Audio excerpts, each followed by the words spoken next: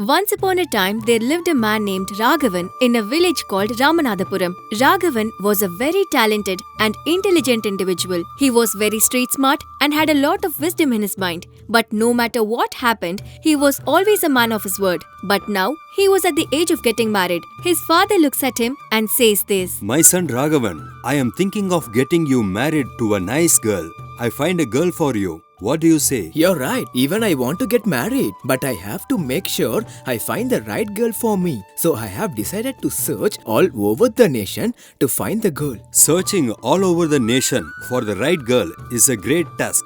You could visit all the temples and all the villages to find the girl that would be suitable for you. She would make a great daughter-in-law for our house. I wish you nothing but the best on your journey. All the best, my son. Raghavan gets the blessings and the permission of his father, and he sets his journey to find the girl that he wants to marry. On the other side, there was a businessman named Vishnuguptan. He had a son named Rajaraghavan. He tried to get his son married several times, but was always rejected due to how ugly Rajaraghavan's face was. In this situation, one fine day Vishnuguptan sees Raghavan walking slowly on the riverside. After seeing Raghavan, Vishnugupta looks at Raghavan and says this. Hi my friend, who are you? I never seen you in this place before. You seem like a man for a higher status family. What is it that you want? Hello sir, my name is Raghavan. I am coming from Ramanathapuram. I am here to make my journey to Kasi. You seem like a very young man and you are very good looking and handsome. You should be thinking about getting married at this age. Why are you going to Kasi? I do want to get married sir, which is why I am going around all these temples and these pilgrimages to find the right girl for me. That is a very good idea. I would like to ask you for a help.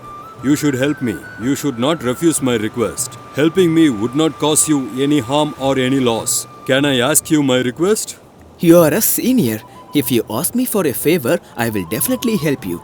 Please tell me what you want, sir. I have a son named Rajendran, but he is not as good looking and handsome as you are. In fact, he is a very ugly individual, which is why all the women that we are approached for marriage are rejecting us all the time. I am about to leave to propose for marriage to a woman named Lavanya, who lives in the outskirts of the city. That is a very good thing. I wish you nothing but the best in finding your son a great wife for himself. You wouldn't be this positive with your words if you have seen my son's face. Every girl rejects him because of how ugly and horrendous he looks like, which is the exact reason why I am asking you to help me. But I don't understand what help can I be in this situation. Listen to me, young man. All I want to do is pretend to be my son and marry the girl that I have selected. Once the marriage is fixed and once the wedding ceremony is over, after we cross the river, you can go back to your journey. I will go to my home with my daughter-in-law. I'll tell her that Raghavan is my real son. She has no choice. She wants to live with him. But isn't this cheating? If the girl does come to your house, she will eventually find the truth. What would you do then? You need not worry about that. Once a woman is married to a man, it would be dishonorable for her to leave the marriage at any given situation. Once she is married to my son, she would have no other choice than to be with him and live with him. You need not think about that too much. If you help me, you would be saving the honor of my entire family. Unable to refuse the request, Raghavan accepts to marry Lavanya reluctantly. Vishnu then takes Raghavan in a boat and travels across the river to meet Shivan, the father of Lavanya. Shivan looks at both of them and says this. Thanks for coming. I am also grateful to have you as my guest. You are most welcome. This is my son Rajendran. He is a very beautiful person inside and out. He is very talented and very intelligent. Vishnuguptan introduces Raghavan as his own son to Shivan. Shivan looks at how beautiful Raghavan is and he says this to him. You are a very handsome looking individual. You also seem like a kind of loving person that you suit my daughter's desires and needs. My daughter is a very lucky person. Come, let us eat and then talk about the rest. She even thinks that Raghavan is actually Vishnuguptan's son. After a while, he shows his daughter to Vishnuguptan and Raghavan. And then he agrees to have his daughter get married to Raghavan. My son seems to like your daughter very much. If you are also in agreement, to liking my son for marriage. We can finalize this right here and now. We also like your son very much, but we have spoken to our astrologer and he told us that tomorrow is a very auspicious and fortunate day. It will only come once in every year. I would suggest both of you to stay here in my place for the night and let us finalize this marriage tomorrow. Are you okay with that? Of course, we are okay with that. We shall absolutely do whatever you say. I would suggest we do it earlier, but this is fine with me. Vishnuguptan and Raghavan agreed to stay in their house that night. While they were sleeping, Raghavan wakes up in the middle of the night as he is not tired. He goes away outside of the house to get some fresh air. After walking for a long time, he goes near a tree. While he was standing there, he hears a creepy laughing noise. Was unable to recognize where the noise is coming from. He says this to himself. Who is this laughing? I cannot see anybody. Who are you? Show yourself. As Raghavan kept calling, a huge demon arrived in front of his eyes. Raghavan couldn't believe what he was seeing and he was absolutely scared. The demon looked at Raghavan and says this. Hey youngster, I have been hungry for a long time and I was waiting for someone to come in this part so that I can devour them. I am glad to see you here because I am going to eat you alive. Sir, I am here to help another person. My generation's legacy is of men who once gave their word will never take it back. If you kill me and eat me alive right now, my soul will never rest in peace and I will end up haunting everybody in this vicinity. But if you let me marry the woman that I want, tomorrow I shall be here right in front of you for you to eat me. You can trust me. I will never take back my words once given. What are you talking about? Do you think I am stupid?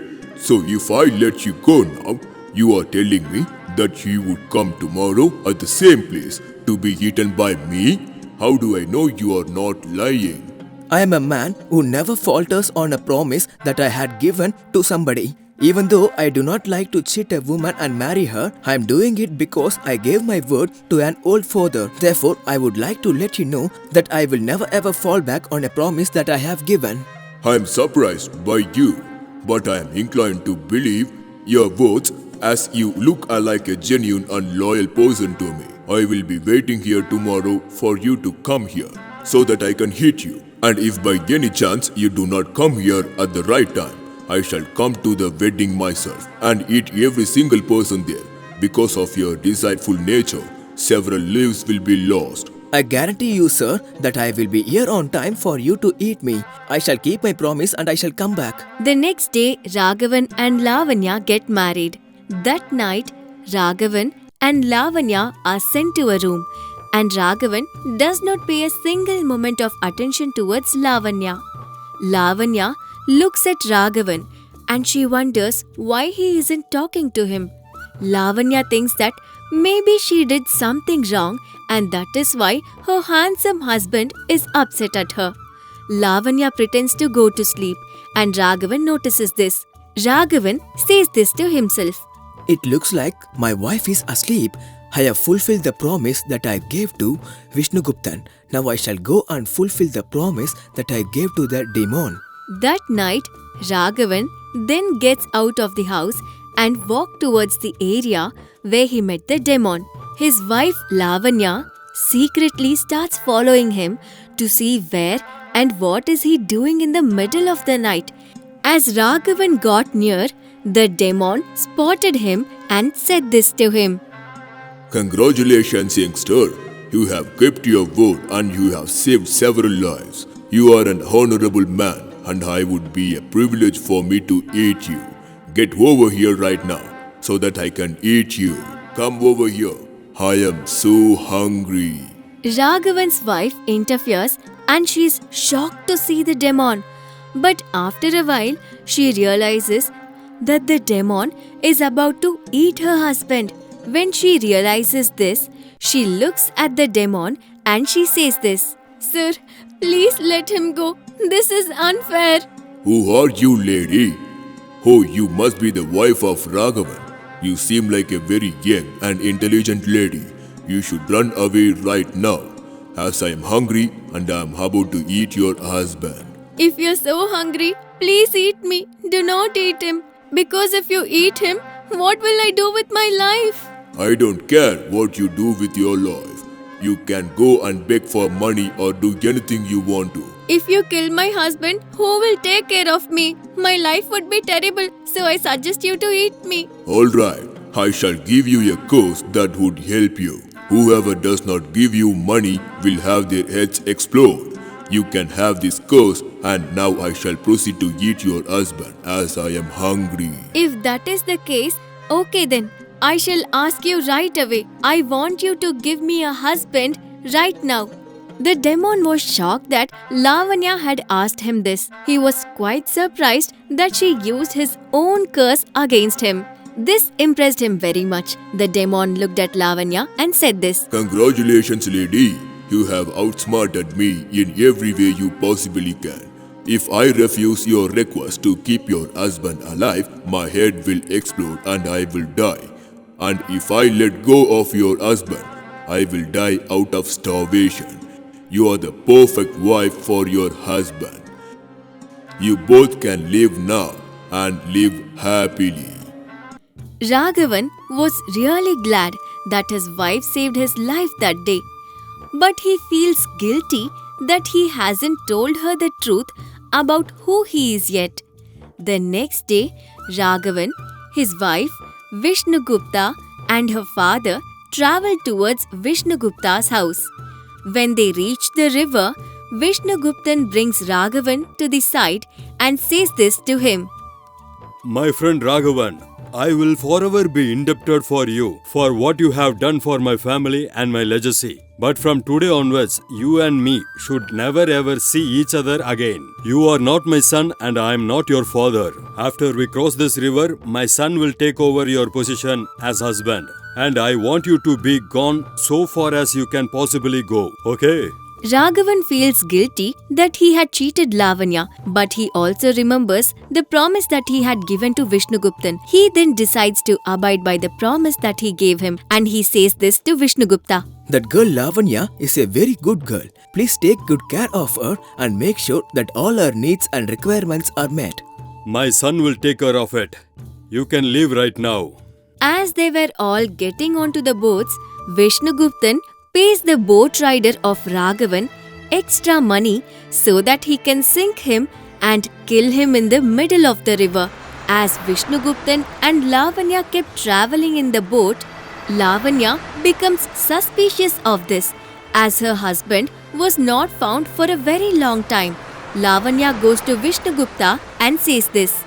Sir, everybody has arrived, but where is Raghavan? He is not to be seen. Oh, you are asking me about your husband? This is your husband. Can't you see? Why are you so doubtful? When Lavanya looked at Vishnuguptan's son, she was quite disgusted by how horrendous his face looked.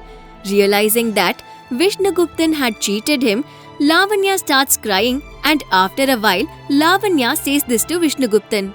Are you trying to tell me this ugly man is my husband? Let us see who is right or wrong. I want to go and complain to the king. Vishnuguptan becomes really afraid when he thinks about the fact that Lavanya would actually go and complain to the king. He realizes that the consequences could be the death penalty for him. He gets afraid. I am so sorry, lady. I will not force you to marry my son. You can go back to your own house and I will not see you again.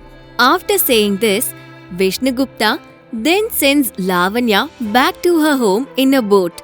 On the other side, Raghavan is drowning in the water as he can barely swim.